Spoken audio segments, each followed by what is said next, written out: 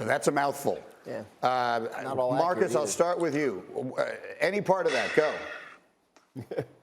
Man, listen, man. I thought we was past this with Baker Mayfield. We had this conversation. Like, we all did it at the Super Bowl. We talked to him. He came on the set.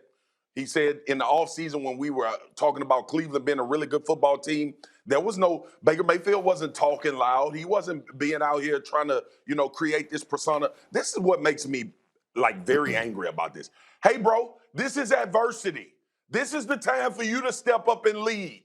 And not talk about no damn fans and talk about how the reporters asking you questions. This is your opportunity as the first overall pick who will be scrutinized more than most guys in the NFL. That's the reality and the nature of this business for you to say, hey, we not playing well. I'm not playing well. We have to get this fixed. I need to get this fixed. I need to play better. That's the message. And then you walk out of the damn interview. But this personal feelings that you have and this personal vendetta because people challenging you on how your football team looks like we do every other damn quarterback. We were on here last week talking about Tom Brady. They better get it right. I'm concerned about the Bucs. We talked about Dak Prescott. How bad does he look in this Kansas City Chiefs game? Every quarterback, Baker, in the NFL deals with this type of scrutiny.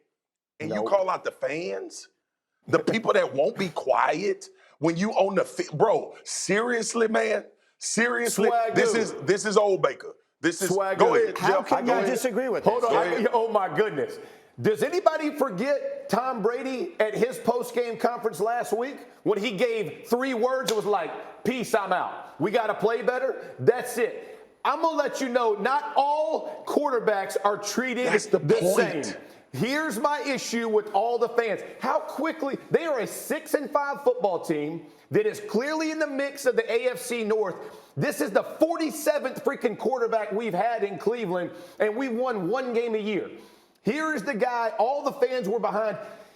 Last year, Kevin Stefanski got Coach of the Year or whatever award he did get Coach of the Year. Okay, so we've given him a full pass. This has not been Baker Mayfield. Their punter dropped a punt to lose to the Chiefs. The defense can't stop a soul, and they got all kinds of Pro Bowl names on the back of their jerseys. Baker Mayfield is playing with 1 arm, 1 leg. His organs have been moved around, whatever this thing is, and we're going to beat him up because, and by the way, they won the game. This game tied the Pittsburgh Steelers the week before. Hey, just Saturday. They won the game, and the fans are booing. Hey, here's my issue. I don't care about the fans either, but if you're Baker Mayfield, you sucked, but you won. In Cleveland, you're not used to winning. So, hey, you know what? Sometimes we have a bad day. At least we won. At least we're in the AFC North hunt. All of those things.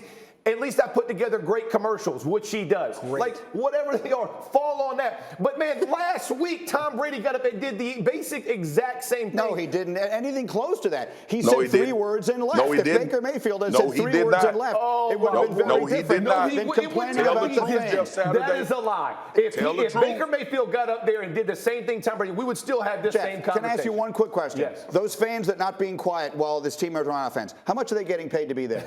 No, none. No, they're paying their money to be there. Baker Mayfield needs to shut up. If he's too hurt to play, then don't play. In the meantime, don't criticize the fans who were there before you got there and will be there long after you're gone. No, those same fans who are going after Baker Mayfield, if he throws 2 touchdowns, are going to, it's called fanaticism for a reason. Because it's not their job, Jeff. Their job is to be there and enjoy the game. They're the customer. His job is to win. And they won.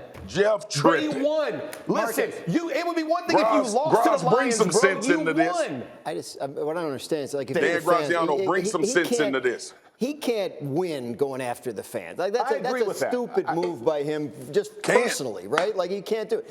But I mean, you can see his point. There was a year not long ago where they were 0-16. Thank you. Thank you. How did it get to the point where you feel that entitled? But what does that have to do with anything? They're a much better team than they are playing right now, and the quarterback is going to get blamed for that. The benefit is of booing your own team, especially while they're winning the game. But whatever. And in the AFC North. I mean, like to the point about Baker Mayfield, right? Like, is he too hurt to be playing? Would they be better off with a healthy Case Keenum than a banged-up Baker Mayfield? I think those are all conversations that they need to be having. It doesn't seem like they are. It seems like they're going to start Baker as long as he wants to and as long as the doctors clear him to. But you know who he's not doing himself Greedy any and favors. Swagoo, Yeah. they're like the referees. You know, I mean, they're all over the place on which guy they're going to ride with. We're going to protect some quarterbacks, not some other quarterbacks. Y'all go protect some dudes and not others. That's what I'm Jeff saying. Saturday, you lying through your teeth. Super Bowls, then I'll treat him the same as I treat Tom Brady. All right. You lying through your teeth.